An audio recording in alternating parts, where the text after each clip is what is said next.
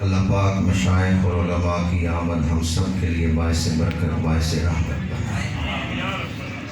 برادران اسلام، میں آپ کی خدمت میں عرض کر رہا تھا ان مدارس کی ضرورت کیا ہے۔ میں نے آپ کے سامنے دو ان کی ضرورتیں بیان کی ہیں جن کی روشنی میں میں یہ کہہ سکتا ہوں یہ مدارس صرف مسلمانوں کی ہی خدمت نہیں کر رہے، یہ تو عالم انسانیت پوری دنیا کے انسانوں کی خدمت کر رہے ہیں۔ جب میں نے یہ کہا نا کہ یہ علوم وحی کی حفاظت کر رہے ہیں تو وحی کن کے لیے آئی ہے؟ پوری انسانیت کے لیے۔ یا ایھا الناس قد جاءکم برہان من ربکم، یہ آیتیں کہاں یاد کروائی جا رہی ہیں؟ مدارس میں یاد کروائی جا رہی ہیں۔ اس لیے یہ مدارس صرف مسلمانوں کی خدمت نہیں کر رہے یا مسلمانوں کی ضرورت ہی نہیں پوری کر رہے، یہ مدارس پوری دنیا کی ضروریات، عالم انسانیت کی ضروریات پوری کر رہے ہیں۔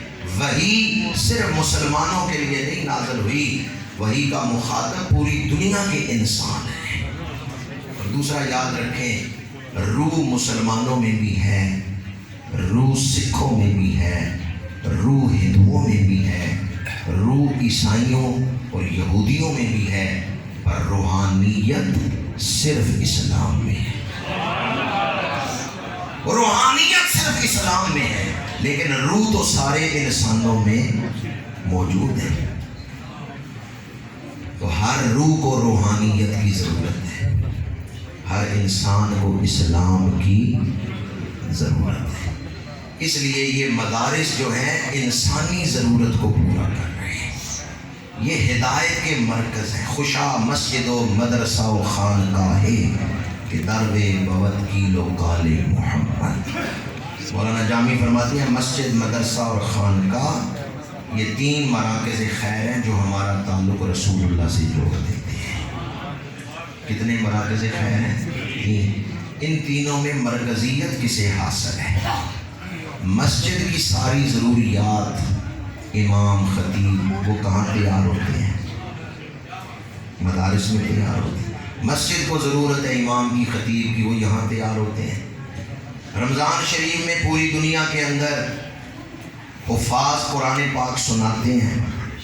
یہ حافظ جو رمضان میں نماز تراویح میں قرآن سناتے ہیں، یہ ہمیں کالجوں نے تیار کر کے دیے ہیں، یونیورسٹیوں نے یہ حافظ تیار کیے ہیں۔ یہ حافظ کہاں تیار ہوتے ہیں؟ ان مدارس میں تیار ہوتے ہیں۔ ہمیں مستقبل میں اسلام کی ضرورت ہے، دنیا کو مستقبل میں اسلام کی ضرورت ہے، تو ہمیں ان مدارس کی ضرورت ہے جن میں دین پڑھایا جاتا ہے۔ دین کے بغیر انسان نہیں رہتا، درندہ بن جاتا ہے۔ انسان بگڑ جائے تو شیاطین سے بدتر، سنور جائے تو فرشتوں سے افضل۔ انسان بگڑ جائے تو خونخوار درندہ بن جاتا ہے، سنور جائے تو فرشتوں سے افضل و اعلیٰ ہو جاتا ہے۔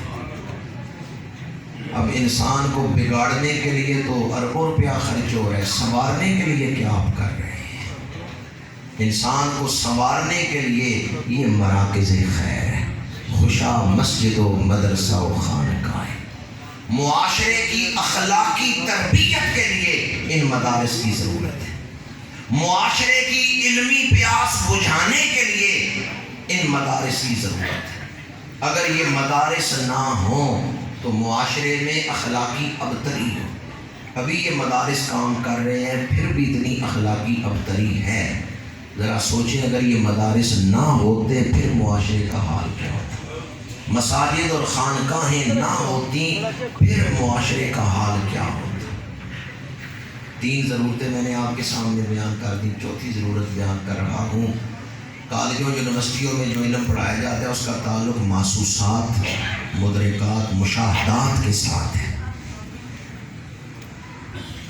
لیکن ایک ایسا غیبی نظام بھی کام کر رہا ہے جو ہماری آنکھوں کے دائرے میں نہیں آتا۔ ہم فرشتوں کو مانتے ہیں، آمنت باللہ و ملائکتہ، ہم فرشتوں کو مانتے ہیں، ہر انسان کے ساتھ دو تو ہر وقت موجود ہیں، نیکی لکھنے والا، گناہ لکھنے والا۔ اگر یہاں 300 آدمی 400 آدمی بیٹھا ہے، 400 آدمی ہے تو پھر وہ فرشتے کتنے ہو گئے؟ 800۔ ذرا تصور تو کریں، یہاں 800 فرشتے بھی موجود ہیں۔ جتنا آپ غیب سے جڑتے جائیں گے اتنا سنورتے جائیں گے۔ ایک غیبی نظام بھی، شیاطین بھی ہیں، شیاطین بھی موجود ہیں، شیطانوں کی ذریت بھی ہے، فرشتے بھی ہیں، ان کا اپنا ایک نیٹ ورک ہے، اپنا ایک نظام ہے۔ ہمارے یہاں ایک لفظ بولا جاتا ہے برکت، ایک نوست۔ برکت کو بھی ہم مانتے ہیں، نوست کو بھی مانتے ہیں۔ بعض کام ایسے ہیں جن کے کرنے سے برکت ملتی ہے، بعض کام ایسے ہیں جن کے کرنے سے نوست چھا جاتی ہے، برکت اٹھ جاتی ہے۔ اب یہ علم کالجوں یونیورسٹیوں میں نہیں پڑھایا جائے گا، یہ علم قرآن ہی پڑھاتا ہے۔ کتاب انزلناہ الیک مبارک، قرآن جو ہم نے آپ کی طرف، یہ کتاب جو ہم نے آپ کی طرف نازل کی ہے، یہ برکتوں والی کتاب ہے۔ برکت کیسے حاصل ہوتی ہے اور کن کاموں سے نوست آتی ہے، یہ چیز پڑھائی جاتی ہے تو قرآن اور حدیث کے ذریعے ہی پڑھائی جاتی ہے، ان مدارس میں ہی پڑھائی جاتی ہے۔ اس لیے بھی ہماری معاشرتی ضرورت ہے کہ ہم ان علوم کو حاصل کریں جن کا تعلق ہماری زندگی کے داخلی پہلو کے ساتھ ہے، جن کا تعلق غیر مرئی چیزوں کے ساتھ۔ سب کچھ وہی نہیں جو نظر آ رہا ہے۔ ہمارا تو ایمان ہی یہ ہے کہ ایک جہان وہ ہے جو ہم سر کی آنکھوں سے دیکھ رہے ہیں، وہ جہان بھی ہے جو سر کی آنکھوں سے نظر نہیں آ رہا، ہم موت کے بعد نظر آنا شروع ہو جاتا ہے۔ ہم اس جہان کو بھی مانتے ہیں جو اس وقت ہمیں نظر نہیں آ رہا۔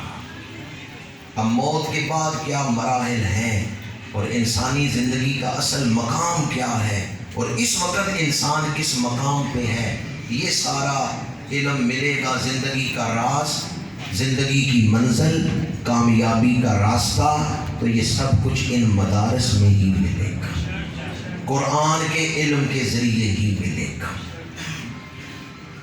کیونکہ میری بہنیں بیٹیاں بھی اس جلسے میں براہ راست شامل ہیں، اور یوں بھی آپ لوگوں کے لیے بھی یہ حدیث پاک میں بیان کر رہا ہوں۔ میرے آقا کریم جب مکہ سے مدینہ منورہ ہجرت فرما کے تشریف لا رہے ہیں، حضرت انس بن مالک، ان کی عمر ہے 9-10 سال، گلی میں بچوں کے ساتھ کھیل رہے ہیں۔ ان کی والدہ آئیں، حضرت ام سلیم رضی اللہ تعالیٰ عنہ، انہوں نے کہا انس، گلی میں بچوں کے ساتھ کھیلنے سے کیا ملے گا؟ جاؤ، جا کے وہاں کھڑے ہو جاؤ جہاں صحابہ رسول اللہ کا انتظار کر رہے ہیں۔ وہ آنکھیں بڑی شان والی ہوتی ہیں جو نبی کا چہرہ دیکھ لیتی ہیں۔ حضرت انس فرماتے ہیں میرے دل میں محبت رسول کا بیج ڈالا ہے تو میری ماں نے ڈالا ہے۔ میں نے آپ کے سامنے مدارس کی اہمیت کے چند پہلو بیان کیے، ان کے علاوہ اور بھی پہلو ہیں، لیکن اپنے بچوں کے دلوں میں علم دین کا شوق ڈالنا یہ والدین کی ذمہ داری ہے، اور یہ ذمہ داری اللہ کے رسول نے لگائی کہ میری محبت اولاد کو سکھاؤ، میری آل کی محبت سکھاؤ اور قرآن کی محبت سکھاؤ۔ قرآن کی محبت سکھانے کی ذمہ داری کس کی لگائی ہے؟ علماء کی بعد میں لگائی، پہلے والدین کی ذمہ داری لگائی۔ حضرت انس فرماتے ہیں میرے دل میں محبت رسول کا بیج ڈالا ہے تو میری والدہ نے۔ ماں نے کہا انس وہ آنکھیں بڑی شان والی ہوتی ہیں جو نبی کا چہرہ دیکھ لیتی ہیں۔ حضرت انس کہتے ہیں میں نے ابھی تک رسول اللہ کا دیدار نہیں تھا کیا، میرے دل میں شوق دیدار بیدار ہو گیا، شوق دیدار سے میں مچلنے لگا، کھیل چھوڑ دیا، دوڑتے ہوئے وہاں جا کے کھڑے ہو گئے جہاں صحابہ کرام انتظار کر رہے تھے۔ انس کہتے ہیں میں ایڑیاں اٹھا اٹھا کے دیکھتا تھا کہیں رسول اللہ کی سواری نظر آئے، میں رخ بددعا کا دیدار کروں اور واپس جا کے اپنی ماں کو بتاؤں میں ان خوش نصیبوں میں شامل ہو گیا ہوں، میں نے نبی کا دیدار کر لیا ہے۔ رسول اللہ تشریف لائے، صحابہ نے استقبال کیا۔ جس صحابی کے پاس کھجوروں کے باغ تھے وہ باغ میں گئے، کھجوریں اتاری، ٹوکرے بھرے، حضور کی بارگاہ میں لے آئے. یا رسول اللہ آپ کے پاس مہمان آ رہے ہیں، وفود آ رہے ہیں، یہ کھجوریں میری طرف سے ہدیہ رکھ لیں، مہمانوں کی تواضع کے کام آ جائیں گی. جس صحابی کے پاس جانور تھے انہوں نے جانور ذبح کیے، گوشت بنایا، گوشت لے کے حضور کی بارگاہ میں حاضر ہو گئے. یا رسول اللہ مہمان آ رہے ہیں، یہ گوشت میری طرف سے ہدیہ قبول فرمائیں. کسی صحابی نے گھر سے اناج اٹھایا، رسول اللہ